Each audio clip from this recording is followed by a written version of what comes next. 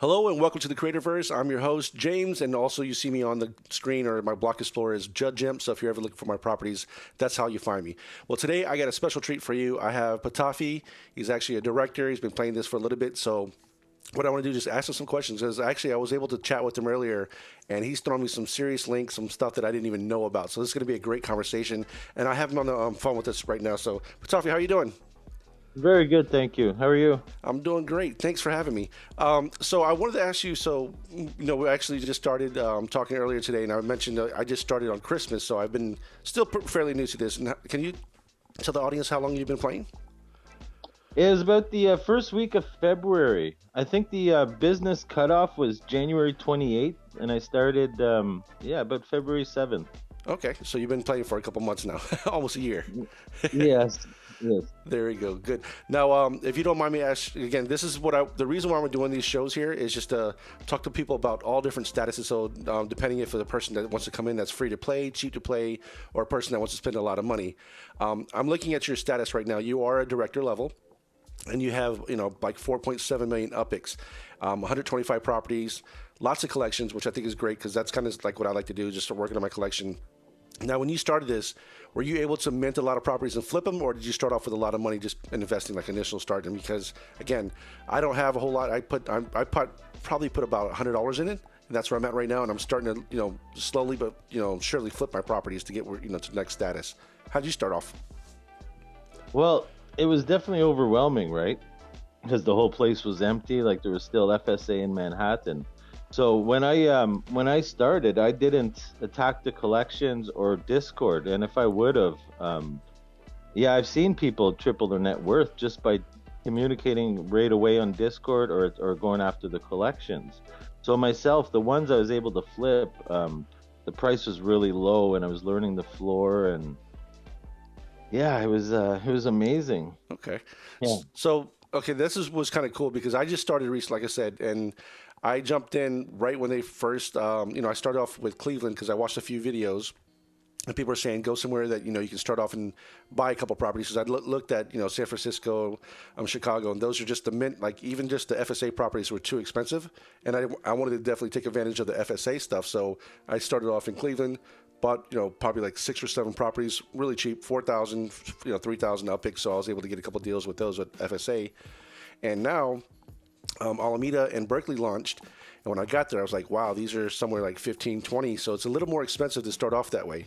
So it's kind of cool that you mentioned that you're in Manhattan, you still had a lot of properties available. That's pretty cool. So what do you see as far as the players that are coming in right now? Is that something where they should just immediately look for an older place that has some older properties that still haven't been finished out like Kansas, or try to come into the new city and mint as fast as possible? You know what? I would definitely have more than one strategy. Okay. The new city and minting, it's very valuable, especially if you're a holder. If you're looking to flip and you target like the downtown, or if you're really studying your collections, or you're connected to some of these geniuses in the game who study the collections, you could really benefit a lot, especially if you're minting downtown and you want to flip right away. It's very common to mint for $6 to $10 and but if you're going after certain areas because you like the location, or you see the success in the group or the floor rising, it's I guess 2 or 3 strategies would be best. Okay. Definitely minting and definitely following the market. Gotcha. So now, based off of, again, this is something I like talking to people that I haven't really had a deep conversation with prior, because I kind of want to know, hey, if I asked you, if you're just starting off today, what would be your strategy? Like right now, say I gave you $100, how would you start the game? Like, what would you do? Oh my God. When I talk to people, I guess I would answer you the same way as the way I talk to people, because when you have $100 right away, I would wait to mint. I really would, and I would study the collections. Like for example, Piedmont in Oakland seems to keep going up. I know since the Los Angeles release, some of the floor has dropped, which is very common, right? Because people dump, people hold their money. But you will notice certain collections keep rising and rising. Like North 101 in Santa Clara, I often buy and sell. Like Okay. often, yeah, that's 20,000 Upix roughly, and now it's up to around a good 50,000 near the Levy Stadium. Okay. So you cut off at the very first part. You said you would actually come in and mint property immediately. Is that what you said? Well, mint properly immediately, yeah, that would be the best. Okay. And then I always have more than one strategy. So I'd mint property immediately, and then also have some to hold and some to flip. I really would. Okay. So I noticed that we talked earlier. You mentioned something like you have like a 20% hold strategy, like or flips strategy. Is that what you try to do? Like buy, sell 20% of them and hold 80, or what's the strategy that you start off with? Yeah. Well, when I started off, I didn't want to go over 100 properties. I really didn't. Okay. I wanted to keep my inventory at 100, and I often made it up to like 250, right? Because you're buying, you're holding. But selling 80% and holding 20%, yeah, I definitely do that. And if I see something happen like Outer Sunset and Inner Sunset in San Francisco right now is led by DJ and Kaiser, who are great players, so that's gonna boom, and it already has. So I'll keep some of my I'll change my 20%. Like I'm holding certain property, then I see the sunset boom, and I'll change some of it and I'll just sell it. Okay. Got it. Yeah, like I sold a lot of Oakland to buy an Outer Sunset, for example, and Gotcha. that was a place I've been holding for, well, actually since the Oakland release. All Yeah. right. So you had a strategy because you knew it was just gonna, the floor price is just going to go up higher, so that's why you got rid of the other properties. Okay. I like. Yeah, yeah. Now you said I like what you mentioned earlier about the property because one of my guests that I had before had close to 2,000 properties. Like that's a lot of inventory. So again, everybody, but the thing is about that. What I noticed is depending on what you're trying to do. Like what I just learned recently, I actually was able to talk to Mossy Jake, and he mentioned that he talked a lot about. He loves treasure hunting and he gets a lot of spark from that. So in order for treasure hunting, his thing was like he just wanted to have properties strategically all through other properties. So I was going to ask you, do you do a lot of treasure hunting as well in this game, or you just play just for the property part of it? Treasure hunting only started a couple months ago for me. When I first started, it was only on the phone, right? And my whole house was under construction, like almost everything, the plumbing, the wiring. So I didn't have the proper office set up. So Okay. treasure hunting was too slow with my phone. But now since I started it, I just go on randomly, and I've made I think it was only point 0.2 sparks so far. Okay. That's still Yeah, something that adds up after a while. So yeah, that's I'm why. happy. Yeah, I'm happy. So that's definitely one cool thing I think about, being able to talk to a lot of different people and see their strategies. For me, obviously having properties is always the game. The more properties you have, the better, no matter what. But there's still got to be a limit of like what your goal is. You're at 125. You said you had 250. That's a lot of property. So from this point here, we mentioned earlier about different strategic, like for businesses, because we know that in the next couple of months, this game is going to probably change a lot more than what it looks like right now. So we're talking Oh about. yeah. So now we're coming out with cars, we're coming out with businesses, block of store shops. So how are you preparing for that? Like, what kind of ideas? Or what are you trying to? If you don't mind sharing that, because I'll go and share a little bit of my details of what I want to do as well. But do you have any like foreseeable like future what you want to do as far as strategic wise? I really do. And one thing that I've changed in my strategy is starting to buy larger properties. Yep. I definitely started buying all like a lot of highway properties. I call them the highway props. Okay. So I definitely, yeah. So I own some, like the last one out of Bakersfield on one highway, and the last two out of Bakersfield on another highway, and then like Shabbat Park, Oakland, right? Like it's the south of Oakland, so it's once vehicles are coming and road trips are coming. So I try to buy my location properly, especially once Vegas opens and other places that offer more desirable road trips, right? The last property out of the city I find is valuable, and plus with Spark, you're going to be paying Spark to get your vehicle going, and then you need gas to fuel it. So depending where you're driving, I think the location of the property itself will become more valuable if it's like If next it's to a a highway, highway. and then yeah, and then when businesses start, then you could have like this Google Zoom, like this, and you could zoom right into your character, your location, go right into your building. Once that happens, you're going to see different advertisement, right? So, and then when NFTs could go on the side of our buildings, there'll be other advertisement coming. Yeah. Um, yeah, so I do buy like that because I want to get ready for NFT shipping and storage. I really do.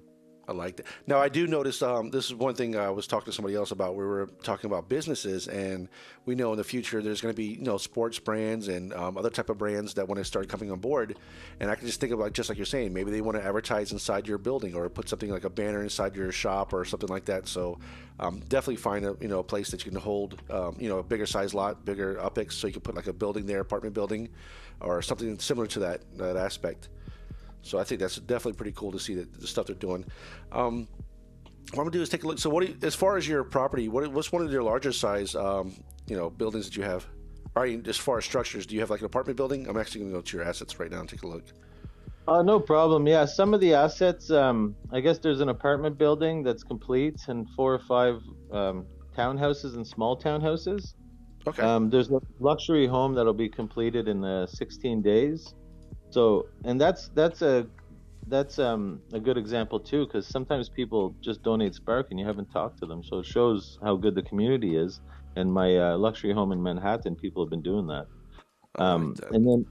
And then a couple of my buildings aren't done yet. Like I'm building one in Vinola Bakersfield because that's I also support SPA, the Spark Plugs Associates, that group. Okay. So it's so building wise, there might be about 7 structures I'm holding, and then 1 or 2 for sale. Like I have one in City Island I'm selling. Got it. Yeah, I'm taking a look at. So you got a couple of small townhouses, apartment building, townhouse. Yeah, I haven't. I actually have .3 Sparks. I haven't done anything with it. Actually, I was part of somebody else's group, and they said that one of the members needed somebody to help them throw their Spark on there. So I figured for a couple of days, I'm not really sure where I wanted to start my building, so I just helped out and threw it on there. And I tell you, one thing cool about having this YouTube channel is I definitely want to be able to use it and help other people. So we might have like a 1 month where we say, hey, everybody that's a fan of so and so, let's help them out for 3 days. Let's throw our Spark on their building, help them out like a winner or something like that. So there's a lot of potential for this game is having groups. So when you mentioned SPA, that's what I started thinking about, groups and things like that, the stuff that I can actually create and help others as well. What is the SPA stuff? Because I know you sent me something earlier about there was a couple groups. You said there was one that was was it Magpies, Upland's construction company? Can you talk about a little bit about those? Because I don't even know anything about those as far as people renting Spark or sharing Spark or anything like that. Could you talk about that? Yeah, definitely. Well, I mentioned Magpie's Nest, SPA, and then UCC. And especially with new people, and especially someone like yourself, these groups they're ran by great members who are have helped the economy and other players. And also, there's lots of raffles, giveaways. And then when it comes to renting Spark or making money off your Spark, I guess it's easy for people to compete against each other, even if you're friends or you do business. So with I know with SPA and UCC, they definitely pay for their Spark and they build and whatnot. And then with SPA, they build in the Vinola Bakersfield, and then UCC they're all over. So you can make money, and you can even if you have like 0.01, they'll still generate your Spark, generate your build. You'll be part of a group, and you could even. Looks like he dropped off for a second, but it's okay. So I'm still have this recording going, and just to let you know, so who he's referring to is SPA, and what I'm gonna do is actually link that in here. We have the Upland Construction Company, we have Magpie's Nest, and there's another one, Spark Plug Associate. So while he's coming back online, I'm gonna go ahead and put those links in the description. So just be sure to check them out. I think those are public. They should be publicly available for you. So I'll put those servers down there, and Patafi should be back online. Patafi still there? You know what? I don't know if I hit the screen on my ear or what, but I'm back. Oh yeah, no problem. I'll just let him know. So the 3 places you mentioned for me earlier, Magpie, SPA, and UCC. So I will definitely put a description and link below if they're available for the public to take a look at as well. So definitely cool mentions. So yeah. Let's see here. So as far as the SPA, the Spark Plug Association, I'm guessing that's what you're saying. You can rent out your SPA, your Spark? Yes, you can. And I wasn't sure when I got cut off, but Spark Plug Associates, you can rent out your Spark there and UCC, and you will get rewarded with UPX and entered into raffles and whatnot. I like it. Man, this is some really cool stuff here. You've shared a lot of good information. So that's definitely, this is why I like talking to people such as yourself. I mean, obviously you've been playing this for a little bit, so you kind of have an idea what's going on. But this game is still in its infancy. I mean, there's so much changes coming. You know, the Block Explorer shop just opened up. There's going to be some more stuff coming in the future. We talked about automobiles coming, and you know, Patafi was mentioning that, you know, stay by the highway. You know, if you get close to there might be something worthy of being close to a transportation. Like maybe there's some Ubers in Upland or something in the future where you can rent out your own cars or something like that. So we have no idea what's going to happen, and you know, just being able to talk to different people, getting their their ideas, and seeing, you know, what their aspiration is for the gameplay, what they want to do strategy wise. And that's one thing I love about this game here. And you know, talking to Patafi was, everybody has a different strategy. So like his thing was not to have, you know, tons and tons of property. I mean, 100 is a lot of property. This guy's already a director. He's got everything going on. So if he decides later on to do the shipping, storage, or make businesses or whatever, that's really cool. So Patafi, what I was going to tell you, what I'd like to do in the future is if we could start doing like little galleries, because there's other games that are out there, you know, in the metaverse, such as, you know, like Sandbox, Decentralized, a couple of other ones. And I know they have like art galleries and places where you can go in and put, you know, your own NFTs, sell your own stuff like that. So that's definitely something I see coming for this game here. Obviously, I don't know too much, but would you want to start doing it in your own shops and stuff like that in the future too? I really would, and it reminds me of the Upland show, like the Loyal Doyle show, where they talked about network VR. Okay. And I guess that's when like the cross gaming platform technology was upgraded, I guess. So they talked about, what about if you're advertising for Upland in another business? What if you have another virtual city and another virtual world, right? Yeah. And then in time, people could cross over in their metaverses. So when you say the sky's the limit, you're absolutely right. I love it. So now, one only concern that I have about this game, and this is why I like to talk to people such as yourself, as far as the supply and demand. I mean, this is the world, so obviously it's a globe. So they're probably going to be able to open up, you know, other countries, you know, maybe France or, you know, somewhere else crazy, you know, overseas besides the U.S. I mean, there's a lot of properties here. Now, how do you think that's going to affect the supply and demand for properties? Like, say, for instance, I'm on the screen right now, and I'm actually just looking at. I'll go to my Block Explorer, and let's just say I pick a random street here, like Skyline Boulevard. Like, what's to say that's people really wanted to visit that property when they just opened up to France or Italy or something like that? Like, what do you think that's going to happen if they have too many properties? Well, I definitely think there's going to be options for people with too many properties. They might be real estate agents, or they might be focusing just on the boost, which is changing. So it's hard to say, but when it comes to international, I think it reminds me of how Second Life boomed, and how when Second Life first came out, you weren't able to travel as much, right? Okay. So yeah, and I did see Upland advertise for Hong Kong. I just haven't seen anything international come out, right? And since NFL has so much control, I wasn't sure myself when international would come out. But having a lot of properties all over, I think it would be smart, because you could always rent out your location, your parcel, right, with your build on it. And in time, there's only going to be so much spark. I think right now, I forget how much was in the inventory, but I think it was over 10,000 or so. I remember it on the optimizer or the bots. You could check how much inventory is circulated and how much is coming. Okay, I didn't even know that. I didn't know there was a limit on the spark. Okay. Well, yes, but also I've noticed the TOS changed a few times over the year, but that's because the economy is growing and contracts are happening. But when it comes to international travel, I think it's going to be there's going to be so many different options. Yeah, people are going to have so many options to profit, whether they have a lot of properties or not. Okay. Yeah, because that's one thing I was thinking about as far as, you know, again, so I think about the business aspect of it. So as far as when it comes to property, it's not like I wanted to have a real estate agency or anything like that, but which I think if you were to do that in this game, you do really well. If you were like the middleman, you know, just tell somebody here, just throw your properties here and I'll sell it for you. You know, just getting commission for, you know, flipping properties for other people. That would be like an amazing job, especially for this gameplay. Yeah, we tried it about less than a year ago, of course, maybe about 6-8 months ago, and I noticed it recently. Commission sales on the UCC's channel. Okay, so yeah, again, I never even noticed that. So again, these are things I'm gonna join after we get off this call here. I'm gonna try to take a look at some of these properties. That's super cool. Yeah, it's awesome. Like a lot of players have done so much, and some of these people I've mentioned, like I rarely talk to or whatnot, but UCC and Spa and Magpie, I definitely check on the channels and keep up. And yeah, what people have done for each other is really it's really been outstanding. Awesome.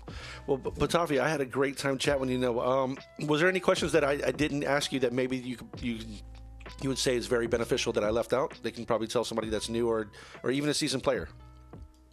Well, you know what? It's I would just definitely emphasize on when people start get into Discord and communicate with each other. Okay. Yeah, and I know you've mentioned, and a lot of people, I just like to emphasize it on it because it's easy to go your own way, and there's just so much money in what people have already developed and just communicating, and plus a lot of new players will have their own idea, right, and their own way that will help the economy. So if they just join and communicate before they spend $1, it'll boost their net worth. I love it. So that's a great tip. So for those who are just watching this, if you haven't spent any money yet, definitely take a look at some of the. I have a couple playlists on our channel here that's going to tell you, before you buy, don't spend $100 yet. Use a referral code. I don't care if you use mine or somebody else's, because you want to make sure you take advantage of the FSA properties. So if you're not familiar with that, again, we'll have links in the description below. And Patafi actually shared some great links for me as far as Magpie's, Upland Construction, and Spa. So I'll leave those Discords in the description below too. Patafi, I had a great time talking with you, man. I learned a lot from you, and I really appreciate your time. So we're going to go ahead and leave it off like this. And if you had anything else that you want to mention before we leave here, if not, I don't know, Patafi, you got anything else you want to mention, or are we good? I just want to say thank you, and I like what you started, and I could see you really help thousands of people. Thank you very much. All right, guys, I'll see you on the next video.